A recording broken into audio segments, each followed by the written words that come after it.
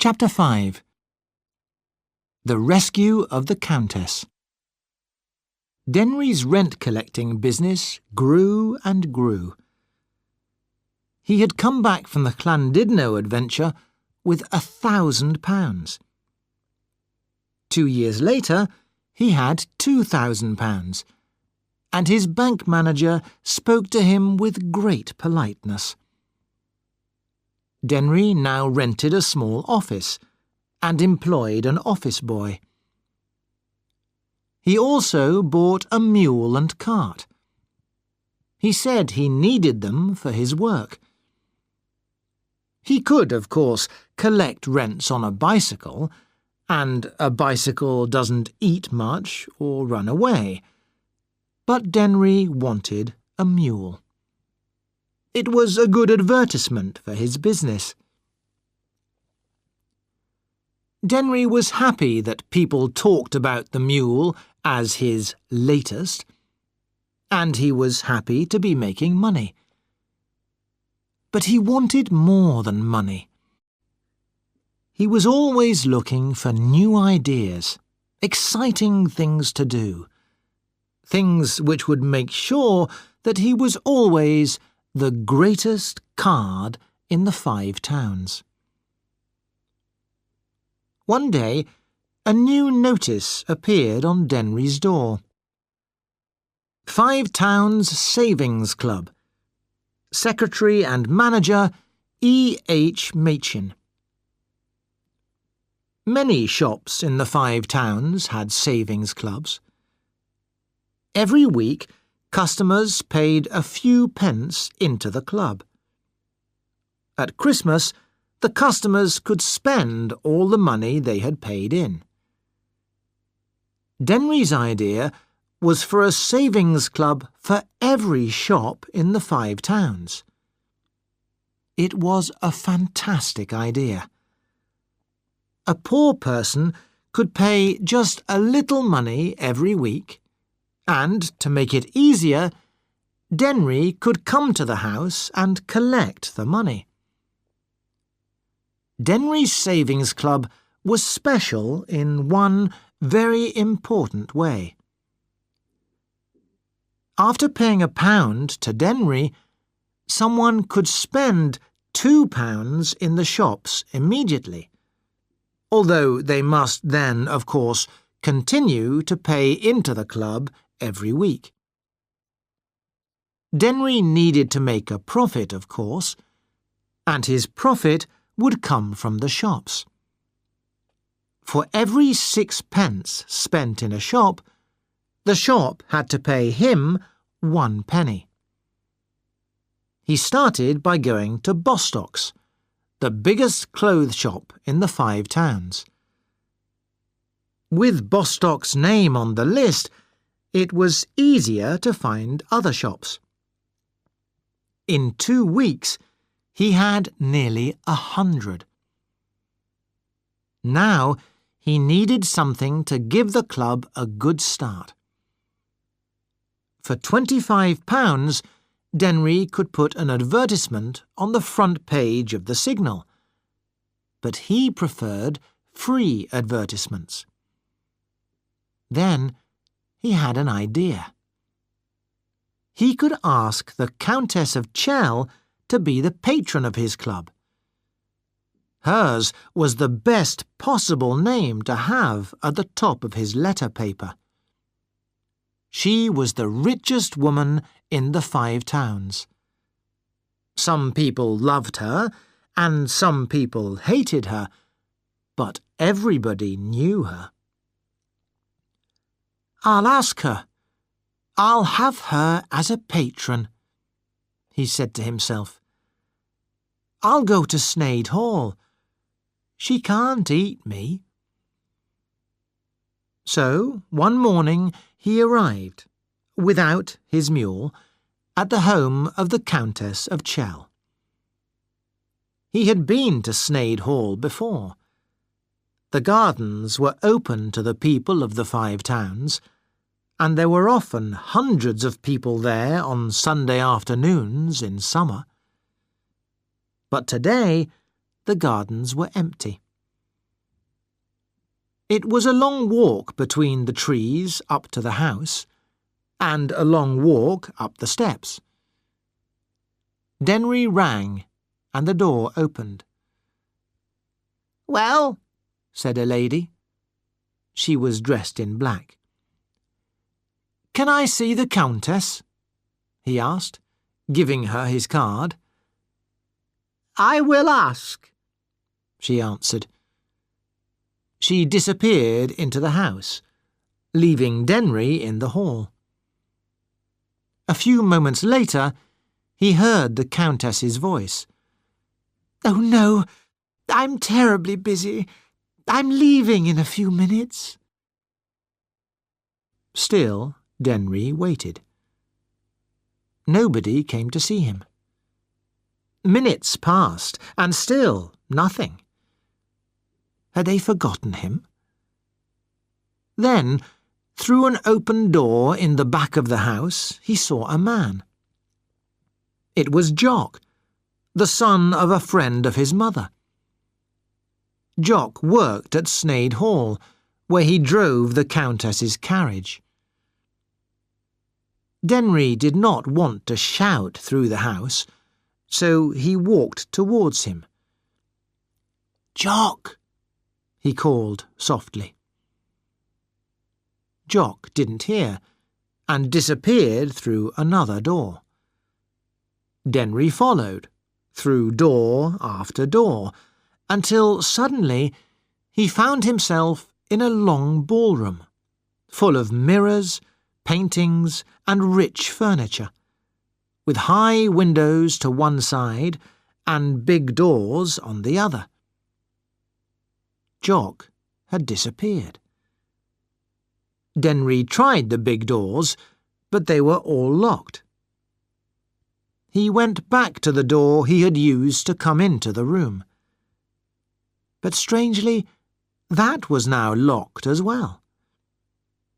Then he heard horses outside, and, running to a window, he saw the Countess's carriage driving away. Denry tried knocking on all the doors, first politely, then noisily. He tried calling out, then shouting as loudly as he could. Nothing. At last, he realized that there was nobody to hear him.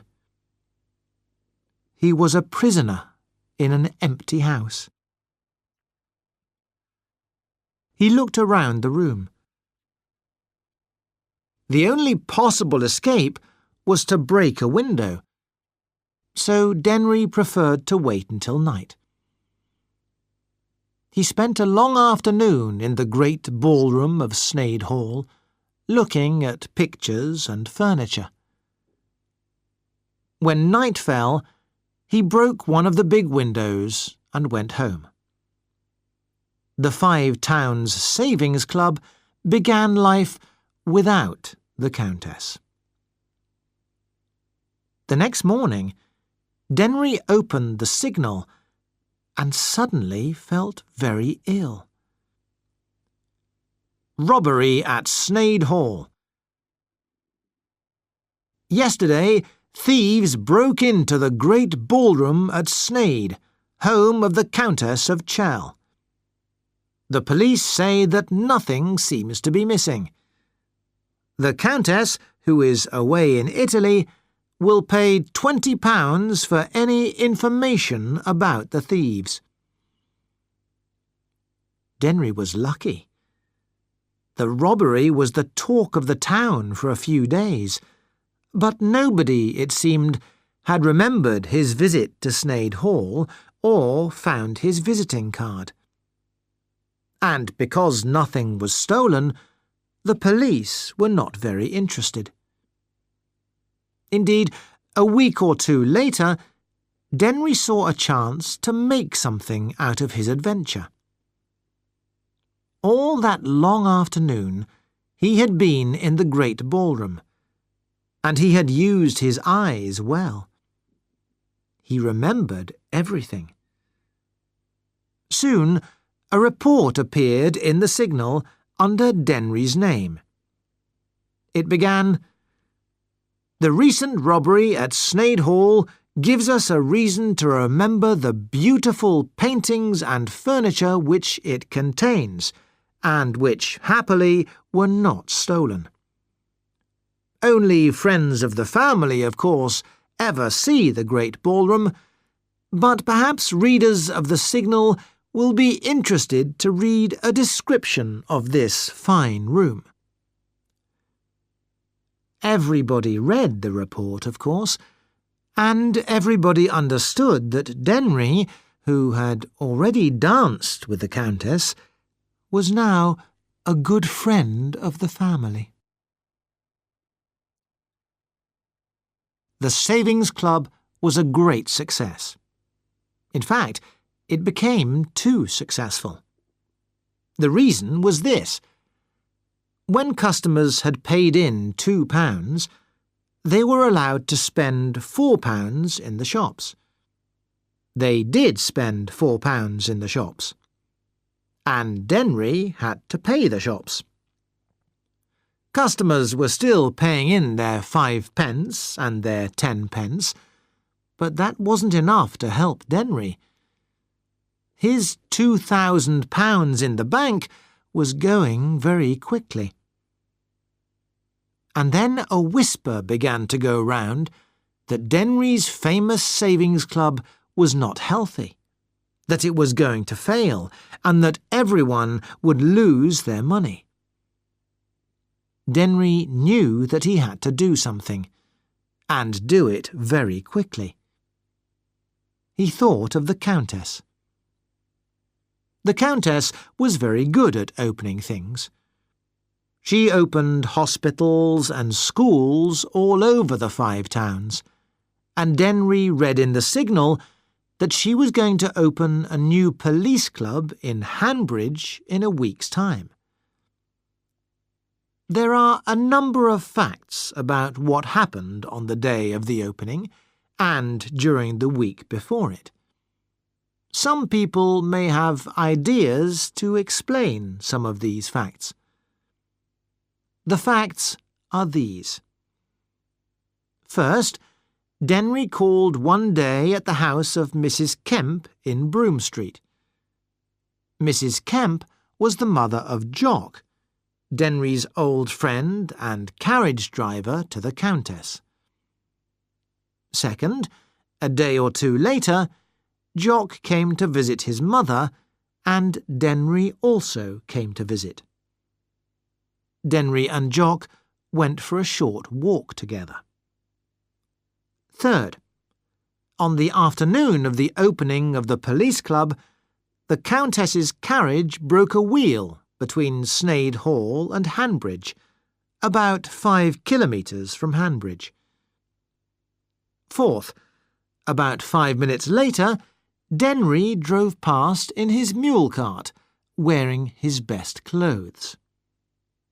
Fifth, as Denry drove past, Jock called out, "Excuse me, sir," and Denry stopped. These are the facts. "Good afternoon, Countess," said Denry, lifting his hat. "Oh, it's you, is it?" said the Countess. "Good afternoon." "I see you've had an accident," said Denry. "Are you going somewhere important?" "Yes, I am going somewhere important. I've got to be at the police club by 3, and I shan't be. I'm late now." "I can get you there by 3 o'clock," said Denry. It was 5 kilometres to Hanbridge, and they were there in 17 minutes. The mule was moving as fast as he could, but when they came into the main square, he stopped suddenly. There were several hundred policemen outside the police club waiting for the Countess. "Oh dear," said Denry. "He hates policemen." "I'll walk," said the Countess. "Oh no," said Denry. "It's all right." He hit the mule over the head with his whip. The mule dashed off, but away from the police club. They hit another cart full of vegetables and turned it over. They dashed down a hill fast. Then the Countess noticed that Denry was not using his right arm. "I think I broke it when we hit the cart," he said. "Don't worry, I'll go up this hill. That'll stop him." Denry managed to turn the mule into Birches Street, which went up a hill. The mule slowed down, then stopped. "Shall I drive him to the club?" asked the Countess.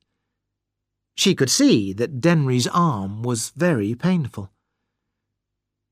And so the Countess arrived at the police club in Denry's mule cart. And she invited Denry to the club opening, where she told the 5 mayors and all the important people of the 5 towns how Denry had rescued her. After the opening, Denry left the club with the Countess to help her find her carriage, but it still had not arrived.